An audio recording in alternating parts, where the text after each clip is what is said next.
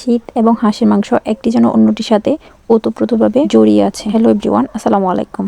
আশা করছি আপনারা সবাই অনেক বেশি ভালো আছেন। আজকে আমি আপনাদেরকে একটা দেশি হাঁস কিভাবে বেশি স্বাদে আলু দিয়ে রান্না করবেন সেই রেসিপিটি আপনাদের সাথে শেয়ার করব। এই হাঁসের মাংস আপনারা চাইলে পরোটা, নান, পোলাও, সাদা ভাত, রুটি যে কোনো আইটেমের সাথে সার্ভ করতে পারেন। শীতের সকাল বা সন্ধ্যা হাঁসের মাংসের সাথে যে কোনো আইটেম কিন্তু খুবই জমে যাবে। এছাড়া সারা বছরের চেয়ে গ্রাম বাংলায় শীতকালে কিন্তু হাঁসের মাংসটা বেশি রান্না করা হয়। কথা না বাড়িয়ে চলুন রেসিপিটা শুরু করে যাক। তো প্রথমে আমি এখানে একটা গোটা হাঁস, দেশি হাঁস নিয়েছি।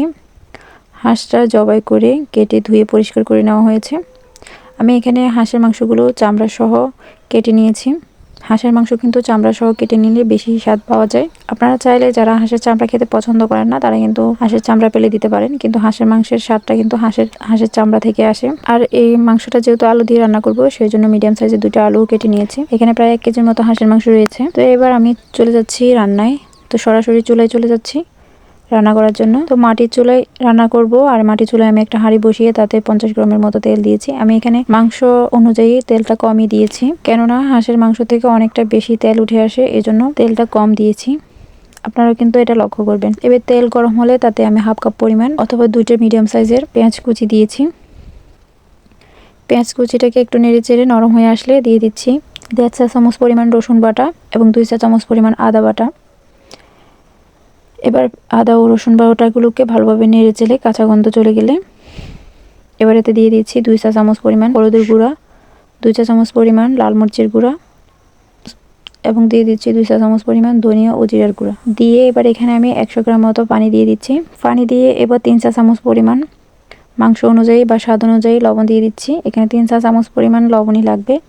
তো আমি একেবারে দিয়ে দিচ্ছি, তাহলে পরে আর দেওয়া লাগবে না বা পরও দেখে দিয়ে দিতে পারবেন আপনারা। এবার মশলাগুলোকে কষিয়ে নিব। তা ঢাকনা দিয়ে রেখে দিচ্ছি 1 মিনিটের জন্য। এবার 1 মিনিট পর দেখুন মশলা থেকে পানি শুকিয়ে গিয়েছে এবং তেল উঠে গেছে। তো এখানে আমি এবার হাঁসের মাংসগুলো দিয়ে দিচ্ছি। হাঁসের মাংসগুলো দিয়ে মশলার সাথে ভালোভাবে নেড়ে চেড়ে মিশিয়ে নিচ্ছি। এরপর দিয়ে দিচ্ছি 2টা তেজপাতা ছেড়ে দিচ্ছি এবং 2 টুকরো দারচিনি, আর দিয়ে দিচ্ছি 4টে এলাচ থেতো করে। এরপর ঢাকনা দিয়ে ঢেকে দিচ্ছি। এখানে আমি কোনো পানি অ্যাড করব না এখন। এই পর্যায়ে কিন্তু পানি অ্যাড করলে হাঁসের মাংস থেকে যে তেল উঠে আসার কথা ওই তেলটা কিন্তু আর বের হয়ে আসবে না বা তেলটা ছেড়ে দিবে না। এই জন্য এখানে আমি এখন আর কোনো পানি অ্যাড করব না। সরাসরি কষানো মশলায় মাংসটাকে এবার ভালোভাবে কষিয়ে নিব। এই জন্য 5 থেকে 7 মিনিটের জন্য আমি ঢাকনা দিয়ে ঢেকে দিচ্ছি। 5 থেকে 7 মিনিট পর ঢাকনা খুলে দেখছি একেবারে তেল ছেড়ে দিয়েছে। এবার মাংসগুলোকে সিদ্ধ করার জন্য আপনাদের কিছু গোপন টিপস দিচ্ছি। মাংসে অবশ্যই গরম পানি ইউজ করবেন। তো এই জন্য আমি এখানে মাংসের মধ্যে 1/2 লিটার পরিমাণ গরম পানি দিয়ে দিচ্ছি। গরম পানি দিয়ে আমি 30 মিনিটের জন্য হাই আঁচে চুলার জাল দিয়ে দিচ্ছি। 30 মিনিটের জন্য ঢাকনা দিয়ে দিচ্ছি। এখানে আর 30 মিনিটের মধ্যে আমি কিন্তু আর ঢাকনা খুলবো না, যেহেতু হাঁসের মাংস একটু শক্ত হয়। তো 30 মিনিট আমি হাই আঁচে জাল করতেছি। 30 মিনিট পর দেখুন মাংসগুলো কিন্তু আধা সিদ্ধ হয়ে গেছে, পুরোপুরি সিদ্ধ হয়নি। এই অবস্থায় আমি এখানে 1 টেবিল চামচ পরিমাণ ভিনেগার দিয়ে দিচ্ছি। ভিনেগার দিলে কিন্তু মাংসগুলো দ্রুত সিদ্ধ হয়ে যাবে। টিপসটা কিন্তু আপনারা ফলো করতে পারেন। গরুর মাংস বা দেশি মুরগির মাংসে আপনারা কিন্তু ভিনেগার অ্যাড করতে পারেন শেষের দিকে, তাহলে কিন্তু মাংস দ্রুত সিদ্ধ হয়ে যায়। এবং সাথে দিয়ে দিচ্ছি কেটে রাখা আলু, আর সাথে দিয়ে দিচ্ছি হাঁসের কলিজাটা। আমি হাঁসের কলিজাটা প্রথমে মাংস দেওয়ার সময় দিইনি, কারণ হাঁসের কলিজা প্রথমে মাংস দেওয়ার সময় দিলে কিন্তু এটা কলিজাটা বেশি নরম হয়ে যেত, ভেঙে যেত। এই জন্য আমি আলুর সাথে একসাথে কলিজাটা দিয়েছি।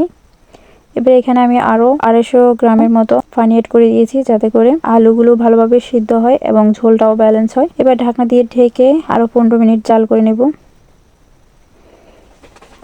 15 মিনিট পর দেখুন আলু এবং মাংস একসাথে সিদ্ধ হয়ে গিয়েছে এবং ঝোলটাও ব্যালেন্স হয়ে গিয়েছে। এ পর্যায়ে কিন্তু আপনারা ঝোলটা একটু চেখে দেখতে পারেন, লবণ ঝাল সবকিছু ঠিক আছে কিনা। এবার চুলা থেকে নামিয়ে এবার মাংসগুলো ভাতের সাথে গরম গরম পরিবেশনের পালা। শীতের দিনে গ্রাম অঞ্চলে এই হাঁসের মাংস কিন্তু চিতল পিঠা, চিটা রুটি পিঠা, সাদা ভাত, নান, রুটি, পরোটা যে কোনো কিছুর সাথে খাওয়া যায়।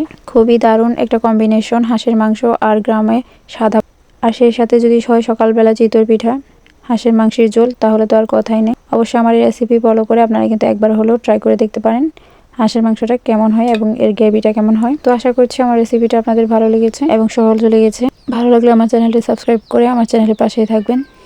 সবাই অনেক বেশি ভালো থাকবেন। আল্লাহ হাফেজ।